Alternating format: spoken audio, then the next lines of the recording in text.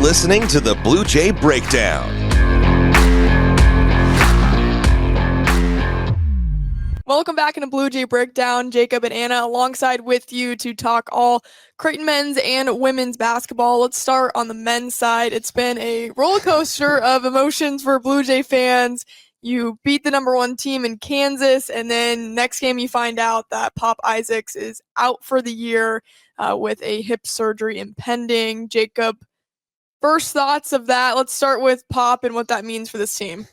Yeah, obviously a huge blow. He was second on the team in scoring, in assists, in three-pointers, and he was the biggest factor, well, one of the biggest factors in that Kansas win. Mm-hmm. So, yeah, like you talked about the highs and lows, drops 27 points, maybe his best game in college, to beat Kansas, and then a couple days later, you come to find out that that's going to be it for him this season. Good news is they made this decision now so that he could maintain the red shirt this year. Should be able to come in under the games limit so he can get the season back, but that doesn't help Creighton for the rest of the year. And that's going to be a huge void in the lineup for a team that was already short in the backcourt. They were already trying to piece some things together to try to get by to fill those guard minutes. Now this puts a lot more on Stephen Ashworth and Jemiah Neal, who we'll talk about what he did without Isaacs in a minute here. But yeah, those two are going to carry a heavy load, and then it's going to be everybody else just picking it up a little bit. We're going to see a little bit more Ty Davis, a little bit more Shane Thomas. We saw some more Jason Green at the three again. Mason Miller started without Isaacs in the lineup against UNLV. So they're going to kind of piece it together. Still waiting word on Fedor Zugic, that if that kind of reaches a conclusion there and you can get him into the lineup, that goes a long way to replacing what you lost with Isaacs. But Creighton certainly isn't counting on that in the short term. So at this point, it's just going to be on everybody to kind of pick their game up a little bit. Well, let's go back to that Kansas win and draw some positives out of that. Obviously, we know what Pop did. Yeah. We won't see that throughout the rest of the season, but Ryan Kalkbrenner, a huge bright spot for that team, especially when people had kind of questioned his authority. Well, and he was a true game time decision going in. Like, there are some people talking, rumors, like he did not practice at all leading up to it. He didn't, when he went out for the first warm-up session, that was the first time that he had actually gone out on the court and done anything of real substance. And they had no idea what they were going to get out of him going into it. He didn't know what he was going to be able to do going into it. But man, he showed up and ended up playing 38 minutes. It was funny because early on you could see it looked like McDermott was trying to match his minutes with Hunter Dickinson when Dickinson checked out for the first time. Then Kalk sat down and Fred King went in, and then Dickinson went back in and Kalkbrenner matched him and then never left the game again. So forget about that, despite Dickinson getting in some foul trouble and playing limited minutes. But yeah, I mean, those are the two guys that were at the top of most people's like centers rankings heading into the season in one order or another. And yeah, Kalkbrenner certainly won that matchup handily. Had 17 and 10. And Dickinson had 6 points and 8 rebounds in just 25 minutes. Kalkbrenner got him into some foul trouble, went right at him a couple of times. And Kansas just never really, never tried that hard to establish him. And I think that's kind of the takeaway. Obviously, Creighton, Isaacs hitting 6 threes, scoring 27 points. That's not going to be able to sustain him moving forward because they're not going to have that.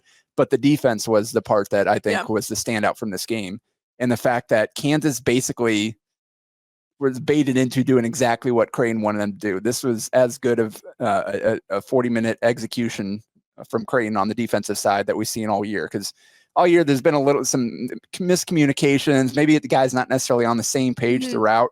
And these guys were locked in this one. You look at it, Kansas shot 9 of 20 on layups and dunks. And that was 2 of 6 in the first half. They didn't even try to go at the rim. They were taking all mid-range floaters. And that's exactly what Creighton wants you to do with their drop coverage. And Kansas fell for it time and time again. They shot 9 of 29 on non-rim twos and shot 36% overall from the field. A lot of that is Kalkbrenner and his presence and what he's doing. Dwan Harris took 21 shots. That's their point guard. He's averaging just under 10 points a game, 6 assists a game, kind of one of the most noteworthy or notable like pass first point guards in the country, and he's out here taking 21 shots because that's kind of what Creighton dared them to do, and they took the dare, and it didn't work out for him. So that's the part coming out of this that I think Creighton's going to be able to move forward. Like, this is what we're capable of when we really when we're connected and everybody buys in and is doing their job defensively. So the following matchup against UNLV, you find out Pop's out for the year. How is this team responding? Well, they did, beating UNLV 83-65, avenging a loss from last year in Vegas. Jemiah Neal was a huge bright spot, and Creighton, like Greg McDermott said, would be nowhere without him. Yeah, did something that I believe Rob Anderson said no other high major player has done in regulation since 2005, 2006. 19 points, 9 rebounds, 9 assists, and 4 blocks. He was everywhere. We talk about he's going to have to handle more of the ball handling, going to have to be more of a playmaker, and he was certainly that in this game. Just both ends of the floor, making a significant impact, flying around, making plays on defense. He had 4 blocks. 2 of them were just straight up guarding his man and timing it, going up and swatting away, and 2 others were him retreating in transition to take away a layup off of Creighton's turnovers. So just a phenomenal effort for him. And then driving transition, they're getting the ball out to him, pushing it ahead. Stephen Ashworth talked about that. Like now with this role, with kind of his role shifting a little bit with no Isaacs, is trying even harder to get the ball to Neal in transition because he is such a force in the open floor. So yeah, it's especially coming off of the Kansas game where Neal was mostly a non-factor. He got 2 layups right away and then spend the rest of the game in foul trouble. Need other guys to step up. In this one, he was the best player on the floor. And if that happens more often here down the stretch there, then Creighton's going to be okay. Absolutely. 2 other bright spots, 2 Nebraska natives, Jason Green, Isaac Trout. Jason, 12 career high for him, 12 points and 4 boards as well. And then Isaac, 5 made 3-pointers, that tied the most in his career. Good to see some production out of those guys. Yeah, especially, and then we saw Jackson McAndrew, who had injured his ankle in practice on Thursday, I believe. Hurt it again early in the game, checked out, didn't play the rest of the half. About 5 minutes in, he just stepped wrong and twisted the ankle. It went out, didn't play the rest of the half. So in come Isaac Trout and knocked down 3 threes early to kind of get Creighton going a little bit when the offense was stuck in the mud a little bit. And then, like you said, ended up making 5 of them for the game on 7 attempts, scoring 15 points, and hit some timely ones too. And they're not just standing there waiting for the ball wide open. He's hitting some tough ones. First one was off of a screen running across the baseline to the corner, catching, loading, and firing. Had a couple others off movement. Had one pump fake, side dribble, pull up 3. So like this is 6'10" dude that's knocking down like movement threes. Yeah. Like what that can do for your offense, it can't be overstated. And especially again without Isaacs, that's a lot of 3-point. That's almost 3 threes a game basically he was hitting for you. And you're going to need some other guys to step up to provide that floor spacing and that offensive firepower. And in this game, Trout was certainly one of them. And then Green too. He knocked down 2. He was 1 of 5 on the season going in, and he showed no hesitation on either one of those. Just in the flow of the offense, ball swung to him, knocked them both down, was ready to shoot. And then they got him some post touches too. He was able to take advantage, ran the floor in transition, got a steal, got it to him in transition for a layup, and then another one where he just kind of created his own out of nothing there inside. So it was good to see Jason, the guy who's kind of had a tough time figuring out like where he fit offensively and making an impact in that area. But we saw in the Kansas game, Greg McDermott, after it didn't play the first half, called his number for the last 7.5 minutes of the game when Creighton was in control, and he just wanted defense there to close out the game. And he stepped in there and did a really good job down the stretch there, and then carried that over to this game where he's able to make it a big impact offensively. And he also made some significant hustle plays on both ends of the floor. Yeah. So you get this kind of combined production between those two, and Creighton's going to be in good shape. Yeah, I think it says a lot about their bench too, and just staying ready for the moment, because obviously they have been called upon and they will continue to be throughout the season. So a positive to draw from there. Another positive, the 3 field goal percentage is up. On the bad side, the turnover percentage is still high for the Blue Jays. Yeah, Creighton is 40 of 88 from the last 7 halves of basketball, 3.5 games. So obviously McDermott talked about how it built this team around shooting, and they were not shooting the ball well to start the season. That's starting to come around now. After that game, Trout is up to 39% almost. Stephen Ashworth is staying steady around 40%. We're starting to see McAndrew, Miller starting to hit some threes. So it's kind of regressing to the mean there in that area. Like, this is not a bad 3-point shooting team, and they're starting to kind of get back to what we know they're capable of. On the other hand, the turnover percentage, it's almost 20%.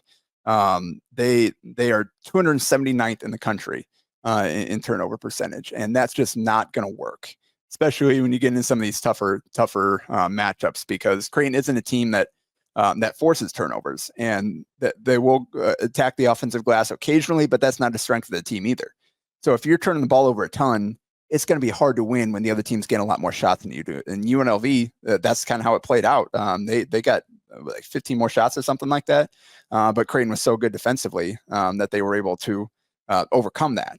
You get into some of these games against tougher teams, that's not going to be able to work. So you need, especially without Isaacs, who is one of your lead ball handlers, now you're going to have to maybe play a little bit bigger, maybe not have as much ball handling out there. So it really is going to come down to decision making and guys just cleaning up some of that stuff. McDermott talked about it after the game. It's just like you name it, we've done it in terms of turnovers. All kinds of them, some that are forced. I mean, some of those were shot clock violations in that UNLV game, and those you can kind of live with because they're dead ball turnovers. You can get back and set your defense. It's the live ball ones where you're trying to throw a one-handed off the dribble pass through traffic that they pick off and go the other way, or you're getting trapped and guys aren't helping out and you get the ball taken away. Like that's that type of stuff that leads directly to transition. Those are the turnovers that Creighton can't afford, and those are the ones they have to clean up. Well, tough test for them on Saturday at number 10 Alabama, so they'll have to figure out some things in between with this amount of time off. But what do you see from that Alabama team that's going to pose trouble for the Blue Jays? Yeah, Alabama's number 7 in KenPom right now. They're number 4 in offense in the country, 34th in defense, which is right around where Creighton is, a little ahead of them. So, excuse me. Alabama's a really good team. They've had some of their own adversity, unfortunately. Thoughts go out to Latrell Reitzel Jr., son of former Creighton guard Latrell Reitzel and Omaha Central graduate. He's having a really good season. Ruptured his Achilles. He'll be out for the season. So he was one of their key players, double-digit scorer for them, best 3-point shooter. He's out for the season. They pulled the red shirt on Houston Mallett to step in for them, to add them a little bit more guard depth, but it's a team that has a lot of contributors. You look at Mark Sears, 16 a game, 4 assists. He hasn't gotten off to a great start this season, but that's a guy that is certainly capable. And Creighton saw it last year where he kind of went off a little bit in that game and went on to have a great season. You know, he's certainly capable of getting going at any time. Grant Nelson, second year there, former Summit League transfer, averaging about 13 and 8. LeBaron Philon, freshman, I believe, 11, 4 and 4. Aiden Holloway is about 10 a game, 38% from 3. We've got Cliff Omarui from Rutgers transferring in there, 8 points, 6 boards, 1.5 blocks. So they got a lot of different guys that you have to count for. So Creighton's going to have to really bring their A game to be able to hang in this one. Let's flip over to the women's side. 6 wins in a row for the Blue Jays, off a Xavier blowout and then a close win against UNI. But let's start with Xavier and starting off conference play strong, 82-54 win. What did you like out of that? Well, a lot to like in a 42-19 halftime lead. Yeah, that's comfortable. Yeah, Xavier is probably the easiest way to ease into conference play. I still don't know why they played this game. Conference game. 10 a.m. conference game in early December. It's kind of a weird occurrence there, but anyway, they took care of business. And I mean, Lauren Jensen, 23 points. Really efficient, 75% from the field. And then Mallory Brake, with the story of this one, tied her career high of 17 points, which he also set against Xavier last year. Mm-hmm. So I guess she must really like seeing the Musketeers. And thing is, they kind of, I think they know the firepower that Morgan Molly and Lauren Jensen provide. They were kind of leaving Mallory a little bit and shifting their defense elsewhere, and Mallory made them pay, and that's going to be the key. That is her role. She doesn't have to come out and score 15 every single game, but if teams leave her open, then she's got to be. And she knocked down a mid-range jumper, knocked down another 3 on this one. She's always a good cutter, good in transition, running the floor. So if they continue to get to make, or she makes teams pay for not really guarding her, accounting for her, then that kind of will open things up again more for Molly and Jensen as well. So that's what we've seen a little bit more during the stretch. Is you're seeing the role players step up. We talked about Molly Mogensen last week having some good games, Break as well, continuing that forward. So that's kind of the key there. Is I just really like the way that Break played in that one. Yeah. I think this team should be nicknamed like the Road Warriors or something, because they've been on the road for so long. Again, they go at UNI. It's a close win, 75-71 against a great Northern Iowa team. Brooke Littrell, one of the stars, I think, of that one, 12 points from her. You talk about somebody else stepping up rather than LJ and Molly. But what did you see which stood out to you? Yeah, this is a tight one the whole way through. Creighton was able to extend the lead out to 9 in the fourth quarter. And then Maya McDermott took over. 12-4 run, aided by some Creighton turnovers, allowed the Panthers to cut it down to 1. But then Creighton, with 30 seconds to go, but Creighton hit their free throws to hold on, got a couple of stops, and were able to escape there with the victory. Went 6 of 6 from the line in the final 30 seconds from 3 different players, including Littrell was one of them. Like you said, 12 points, 4-7 from the field, 8 rebounds, big contributions from her. Lauren Jensen didn't shoot as well as she has been, only 3-10 from 3, 6 of 15 from the field, but made up for that by setting up her teammates, had 10 assists for another double-double, 5 rebounds, 2 steals. So doing a little bit of everything there. Molly had 14 points, hit 2 threes, 4 of 4 from the line. And then Keani Lockett had 10 points. She got on up to a great start, scored 8 right away in the first quarter. The key was they basically held McDermott in check for most of the game until that stretch.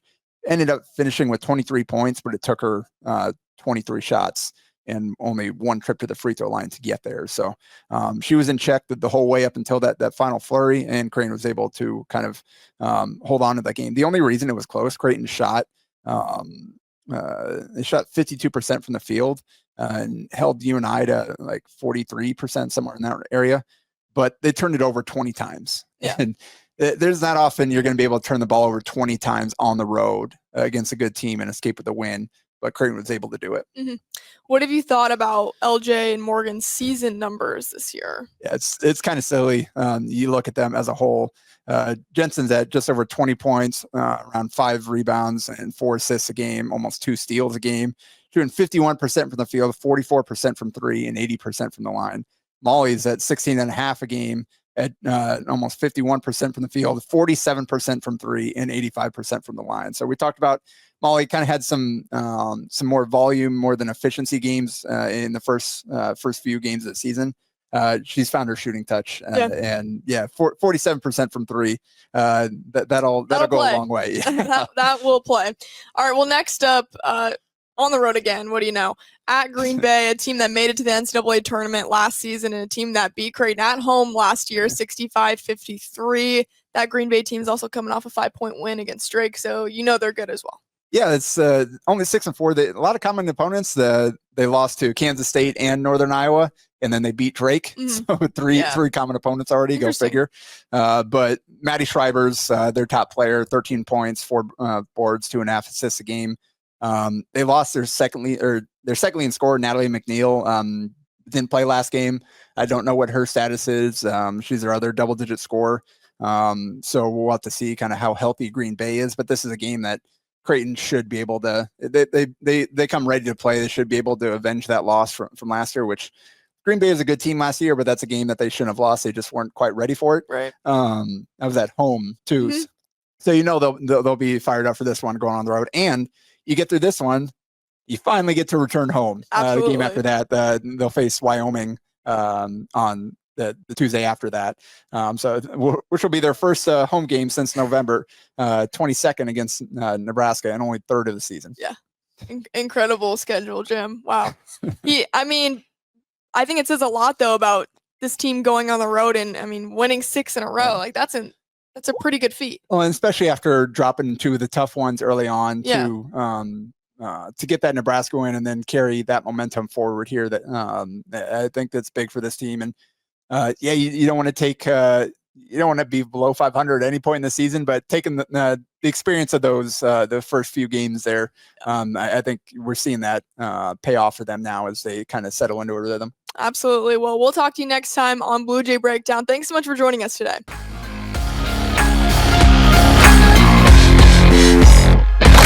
A Hurrdat Sports Network production.